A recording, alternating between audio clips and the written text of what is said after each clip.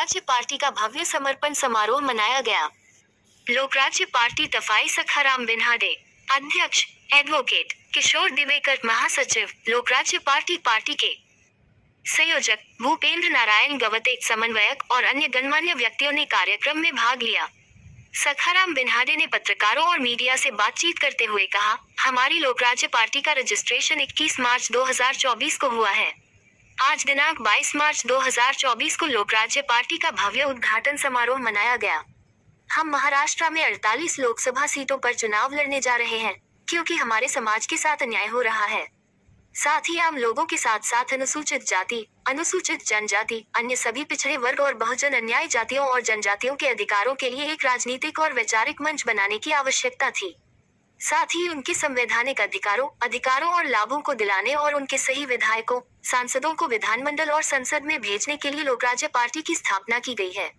Lokrajya party के उद्देश्यों को पूरा करने के लिए हमने लोकराज्य पार्टी की प्रस्तावना का सख्ती से पालन करने का निर्णय लिया है।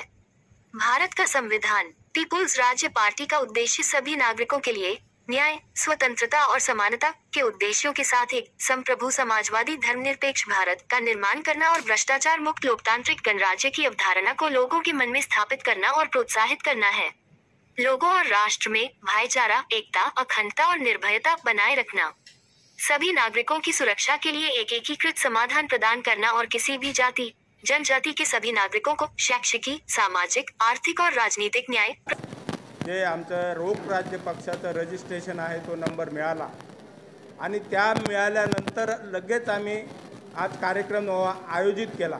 आमचे ध्येयधोरण 2-3 वर्षापासून ठरलेलेच होते, कारण आम्ही सामाजिक याच्यामध्ये चळवळीमध्ये नेहमी काम करणारे लोक आहोत।